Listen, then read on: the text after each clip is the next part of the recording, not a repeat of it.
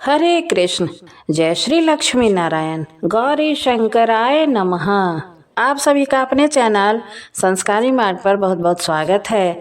आप सभी को जेठ मास की अमावस्या और वट सावित्री व्रत की हार्दिक शुभकामनाएं। लक्ष्मी नारायण आप सभी पर अपनी असीम कृपा सदैव बनाए रखें। यदि आप चैनल पर नए हैं तो हमारे चैनल को सब्सक्राइब करके बेल आइकन जरूर प्रेस कर दें, ताकि आगे आने वाले वीडियो की जानकारी आपको समय से पूर्व मिल जाए। कथा पसंद आए तो कमेंट बॉक्स में जय श्री लक्ष्मी नारायण अवश्य लिखें। वट सावित्री का व्रत जेठ माह के कृष्ण पक्ष की अमावस्या तिथि को मनाया जाता है। इस दिन शनि भगवान का भी जन्म हुआ था। जेठ अमावस्या के दिन वट वृक्ष की पूजा करने का विधान है। बरगद के पेड़ को ही वट वृक्ष कहा जाता है। वट वृक्ष में भगवान विष्णु, ब्रह्मा, महेश का वास माना गया है।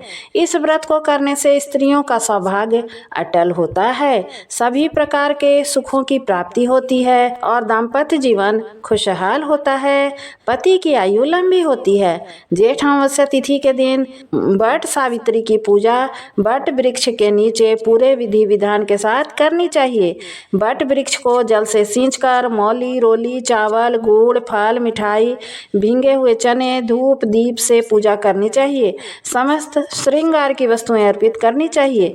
पूजा संपन्न होने के बाद वट वृक्ष में कच्चा सूत या मौली लपेटते हुए 7 बार परिक्रमा अवश्य करनी चाहिए। इसके बाद वट सावित्री व्रत की कथा का श्रवण करना चाहिए। इससे अखंड सौभाग्य का आशीर्वाद प्राप्त होता है। तो चलिए सुनते हैं वट सावित्री व्रत की कथा। एक समय की बात है, मद्र देश में एक अश्वपति नाम के राजा थे। उनकी कोई संतान नहीं थी। राजा ने संतान प्राप्ति के लिए पंडितों की सहायता से सावित्री देवी का पूजन और यज्ञ किए, जिसके फलस्वरूप उन्हें एक तेजस्वी कन्या की प्राप्ति हुई।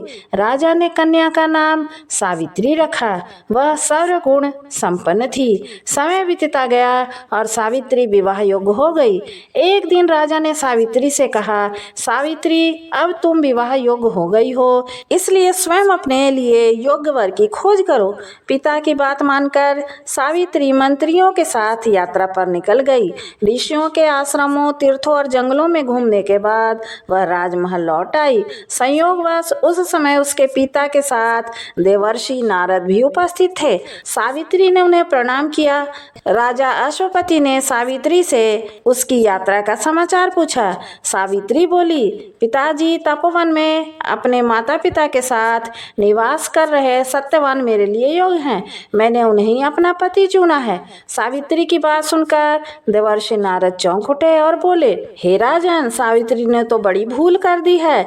यह सुन अश्वपति चिंतित हो गए और देवर्षि नारद से कहा, हे देवर्षि, सत्यवान में ऐसा कौन सा गुण है? इस पर नारद ने कहा, हे राजन, सत्यवान के पिता शत्रुओं के द्वारा राज्य से वंचित कर दिए गए हैं। वे वन में तपस्वी जीवन व्यतीत कर रहे हैं। वे अपनी दृष्टि भी खो चुके हैं। सत्यवान सत्य बोलता है, उसके माता पिता भी सत्य बोलते हैं। राजन, सबसे बड़ी कमी यह है कि सत्यवान अल्पायु है। 12 वर्ष की आयु में से अब उसके पास केवल 1 वर्ष की आयु शेष रह गई है। नारद जी की बात सुनकर अश्वपति ने सावित्री को समझाया कि वह किसी दूसरे उत्तम गुण वाले पुरुष को अपना पति चुन ले। सावित्री बोली, नारी अपने जीवन में केवल एक बार एक ही पति का वरण करती है। अब जो भी हो, मैं किसी दूसरे को अपने पति के रूप में स्वीकार नहीं कर सकती। पुत्री के हट के आगे पिता विवश हो गए और सावित्री का सत्यवान के साथ पूरे विधि विधान से विवाह कर दिया गया। विवाह के पश्चात सावित्री अपने पति और सास ससुर के साथ वन में रहने लगी। जैसे जैसे समय बीतता जा रहा था, सावित्री के मन का भय बढ़ता जा रहा था। नारद जी के कहे अनुसार जब उसके पति की आयु मात्र 4 दिन बची, तब सावित्री ने 3 दिन पहले से व्रत रखना आरंभ कर दिया। अंततः वह दिन भी आ पहुंचा जब सत्यवान की मृत्यु निश्चित थी। चौथे दिन जब सत्यवान लकड़ियां लेने वन को जाने लगा तब सावित्री बोली, हे नाथ, मैं भी आपके साथ वन को चलूंगी। सत्यवान के मना करने पर भी वह सास ससुर की आज्ञा लेकर अपने पति के साथ वन को चली गई। वन में सत्यवान ने जैसे ही पेड़ से लकड़ी काटना शुरू किया उसके सर में असहनीय पीड़ा होने लगी और वह पेड़ से उतर गया। सावित्री समझ गई कि उसके पति का अंत समय निकट आ गया है, अतः उसने अपने पति का सर अपनी गोद में रख लिया। लेटने पर सत्यवान अचेत हो गया। सावित्री चुपचाप आंसू बहाती ईश्वर से प्रार्थना करने लगी। तभी उसे लाल वस्त्र पहने भयंकर आकृति वाला एक पुरुष दिखाई दिया। वह साक्षात यमराज थे। सावित्री बोली, महाराज आप कौन हैं? यमराज ने उत्तर दिया, पुत्री, मैं यमराज हूँ और तुम्हारे पति के प्राण हरने आया हूँ। सावित्री बोली, प्रभु, सांसारिक प्राणियों को लेने तो आपके दूत आते हैं, फिर क्या कारण है कि आज आपको स्वयं आना पड़ा? यमराज ने उत्तर दिया, सावित्री, सत्यवान धर्मात्मा तथा गुणों का सागर है। मेरे दूत इन्हें ले जाने के योग्य नहीं है, इसलिए मुझे स्वयं आना पड़ा।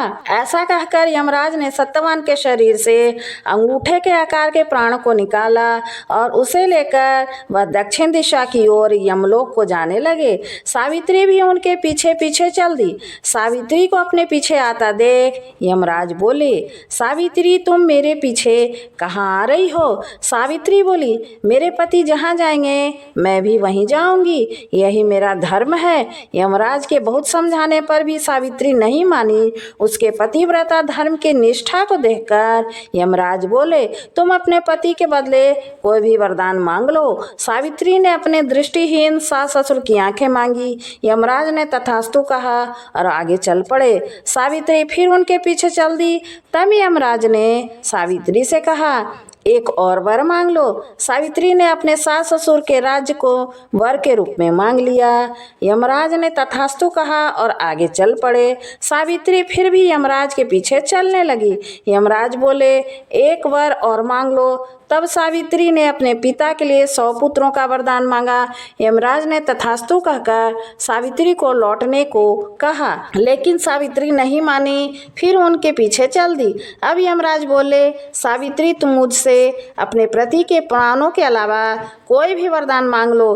तब सावित्री ने वर मांगा कि उसे सत्यवान से 100 पुत्र प्राप्त हो। इस बार भी यमराज तथास्तु कहकर आगे चल पड़े, परंतु सावित्री फिर उनके पीछे चल दी।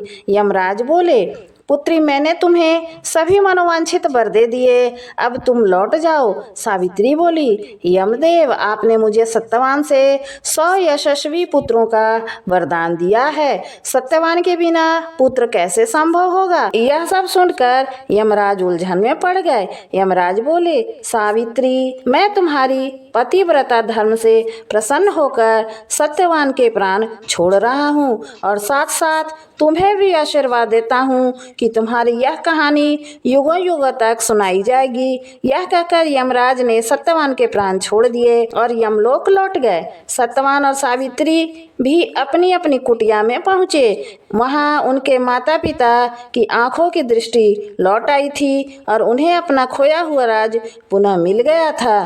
तो प्रेम से बोलिए, सावित्री माता की जय। हे सावित्री माता, जैसे आपने अपना सुहाग बचाया वैसे ही सभी सुहागिनों को अखंड सौभाग्य का आशीर्वाद बनाए रखें। सावित्री माता की जय। लक्ष्मी नारायण की जय। कथा पूर्ण हुई। यदि वीडियो पसंद आया हो तो कृपया हमारे चैनल को लाइक, शेयर और सब्सक्राइब करें ताकि आगे आने वाले वीडियो की जानकारी आपको समय से पूर्व मिल जाए। धन्यवाद।